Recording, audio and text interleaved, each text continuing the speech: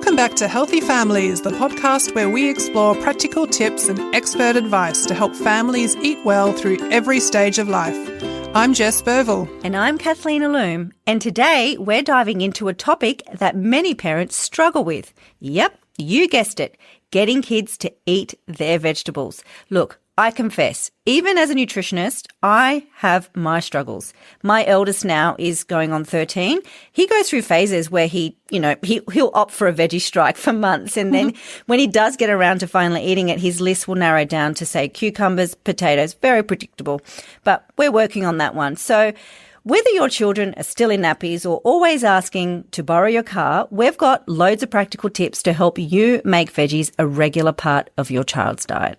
But before we dive into sharing some of our top tips, let's just do a quick recap on why is it important that kids eat their veggies. Now, first of all, veggies are packed with lots of essential vitamins and minerals and antioxidants, and that's important for our health and for their health and growth and development. And kids eating lots of veggies are more likely to grow up to be a healthy weight, and it also helps to strengthen their immune system. So it helps to fight off those infections and prevent them from getting sick. Eating lots of veggies is also going to reduce their chances of developing chronic diseases later in life, things like heart disease and type 2 diabetes. And a last point to highlight is that veggies are really high in fibre. Now, we've talked about fibre before, and that's really important for keeping our digestive system healthy and helps to prevent constipation as well. So how many veggies should we be aiming for, really, particularly kids? Because it's something that we have a lot of confusion around. Yeah, I know there is a bit of confusion, and it actually changes depending on how old your kids are. So toddlers need between 1 and 2 serves of veggies a day. Kids between the ages of 4 and 8 need 4.5 serves a day. And then once they hit the age of 8, right up to the age of about 18, they need between 5 and 5.5 serves of veggies a day. Now, I know you're probably all wondering, what is a serve of veggies? It's a bit of a mystery, right? So a serve of veggies is essentially about half a cup of cooked veggies or of legumes. So legumes are things like chickpeas or kidney beans or lentils. Or a serve of veggies is also equivalent to about a cup of salad. I mean, not only should we be aiming for the general rule, what I'm hearing is around 5 serves a day, but I mean, it's also about eating colour and aiming for the rainbow as well. Correct. We don't want to just be having the favourite veggies. We want the rainbow on the plate. So lots of red, green and yellow, all the colours of the rainbow. So what's your first tip for us in terms of how we can get kids to eat more veggies? Look, I think if we can start as early as possible. So let's just take it right back to the toddler stage. So this is the time where toddlers are really starting to assert their independence. So they're getting out of that kind of baby stage. And, eating veggies at this time is probably not their preference. You might find that you're giving broccoli or cauliflower and it's ending up everywhere apart from their mouth. It's frustrating. I've been there. But it's a tricky time for them because I remember from my experience, I used to, love giving them fruit and pureeing fruit where I probably could have introduced more veggies at that time. So I think this is the time where you can really start to refine their palates around loving vegetables.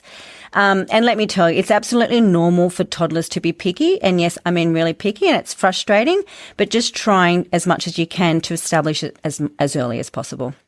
Yeah, and look, that takes us neatly on to our second tip, which is about sticking with it. You really need to be persistent and don't give up if your child rejects the veggies the first time you try, because we know from research that it can take some kids 10, maybe even up to 15 different exposures to the same vegetable before they decide to accept it. So do not give up if they throw it on the floor the first time you serve the broccoli to them. Persistence is key. Okay, hold that thought. We will be right back. All right, another tip is to make it fun. And I really do mean that. Make it fun. So turn eating veggies into a fun activity. So you've got to kind of get creative, create colourful plates with a variety of veggies. I mean, we talked about the rainbow. I mean, what has worked well for me, because like I said, I do struggle with getting my own kids to eat vegetables. But I remember when they were little, I was giving them really cool names what was it? Surfboard celery, rocket carrots, little trees. And, you know, when I had the time, I did do the fun shapes, but not all the time. But the cool names really did work. But a plate that looks like a smiley face, for example, or a favourite animal, you know, just creativity on their plate. It's been like adults. We do eat with our eyes, right? So it's interesting to have a plate that's creative because, you know, we look at it, we go, wow, okay, what is that? Rather than it just being just all chucked on the plate and doesn't look appealing. We do eat with our eyes, don't we? We know because we all take photos of our food before we're about to eat it, right? And I think, you know, connected to that is also thinking about the mealtime experience that you're creating and remembering that eating is actually is a very enjoyable part of life. And so this is a good time to start creating those good routines around mealtime. Things like, you know, making sure dinner's at the same time every day and sitting down together as a family. You know, the saying monkey see, monkey do really applies here because little kids, you know, they copy you, you know they do. And so if you're able to show your children that you're eating and enjoying your own vegetables, they're much more likely to follow you as well. And just, you know, things like removing distractions, making sure the TV's off and you've got that dedicated time, you know, to dinner or lunch or whatever it might be, really helps to sort of create a nice, enjoyable experience for your children. Yeah, sometimes it's just not about the food. It's about like the structure and the environment in which you do it in. So, you know, if you can try to aim for that at least one meal a day where the family sits together, that's you know, you're doing well. I think speaking of meal times as well, it's also important, especially with the little ones, is to try to keep those meals and snacks at a scheduled time because often for me, like snacks are a huge hit in our house. And if I don't have any kind of structure around snacks, I often find when it actually comes to meal times, they're not hungry.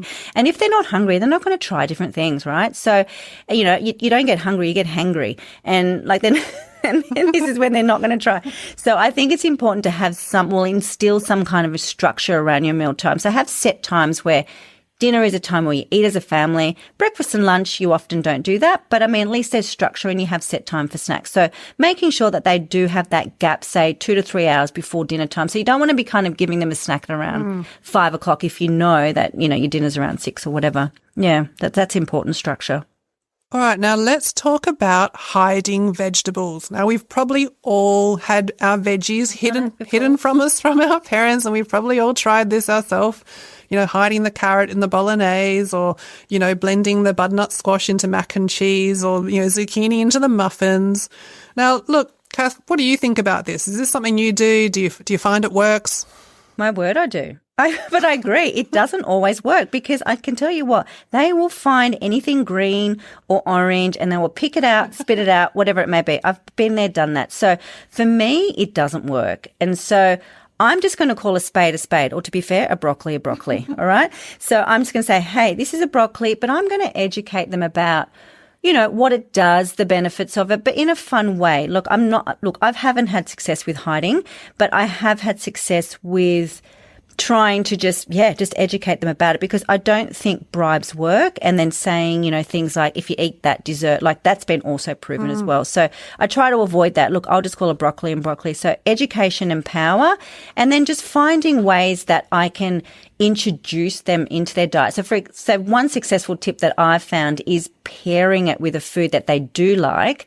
And so, for example, if it is broccoli or it is a carrot or zucchini or an eggplant they haven't had before, I will pair it with something that they do like. So for my son, potatoes, I will pair it with something or cucumber. I know he'll eat that. So it's just trying something different. And again, presenting it in a way. Presentation is key. But hiding for me, unfortunately, did not work. Okay, we're going to take a break now, but don't go away because there's plenty more. Okay, now let's talk a little bit more about how we can get some of those older kids to eat veggies, and particularly as they move into their, you know, teenage years. And one of our top tips here is about involving your kids, and not just involving them in mealtime, but actually in every part of the preparation, the shopping, etc. If you're lucky enough to have a garden at home where you can grow veggies, you know, involving your kids in growing the veggies helps them to learn about, you know, all the different types of veggies and how they're grown, where their food comes from. Taking them to the supermarket, let them pick up different foods and explain to them what they are, and, you know, trying to mix up the things you're buying each week so there's a nice variety there. Involving them in cooking, you know, teaching them how to chop and prepare different vegetables so they can actually, get an appreciation for what they're eating. And you can even let them have a say in the menu. What do you want to cook tonight? What's your favourite dish? And let them be involved in deciding what you're having for dinner, particularly as they do get a bit older and start to get that independence. And that will really help your kids to have a bit more sense of ownership over what they're eating and more likely to enjoy their food, their meals and their vegetables that are included there.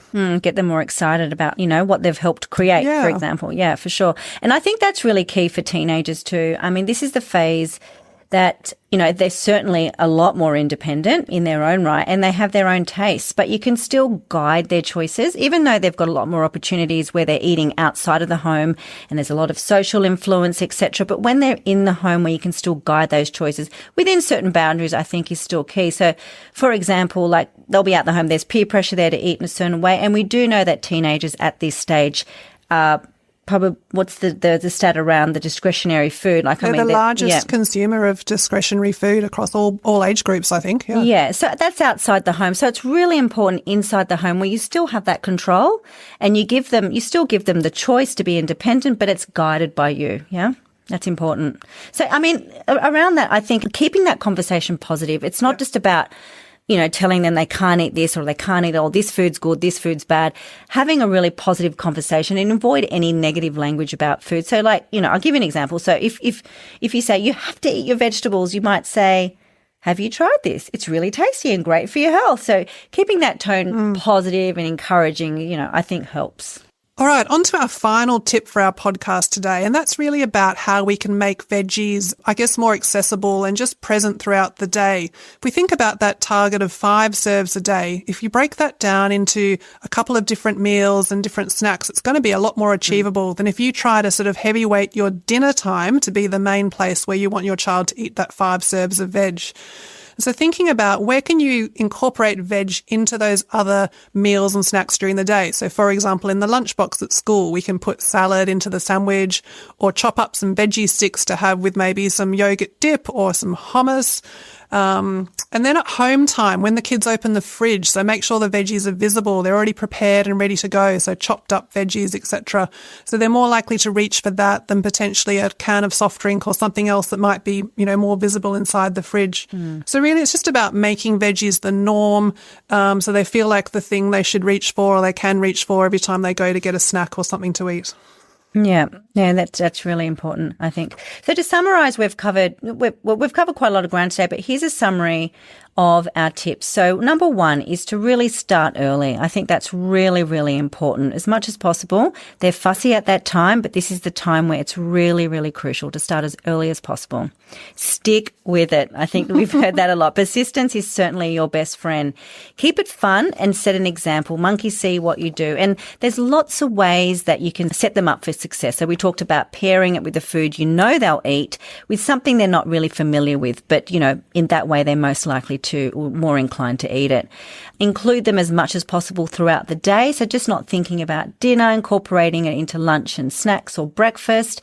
And of course, involving kids as much as possible, whether that's cooking or shopping, getting them in the kitchen. Yeah, look, and I hope you found these tips helpful, and I hope they'll help you get your kids as excited as we do about eating vegetables, whether they're toddlers or teenagers. And remember, patience and creativity really are your best friends in this journey to getting your kids to love veggies. Now, if you enjoyed this episode, please do subscribe, leave us a review, share it with your friends and other parents, and tell us what you think. Ask us any other questions you have or topics you might like to hear us cover. And of course, if you're looking for more dietitian analysed recipes and nutrition advice, you can head over to healthyfood.com or subscribe to our magazine. Anyway, we'll see you next time on Healthy Families. Bye.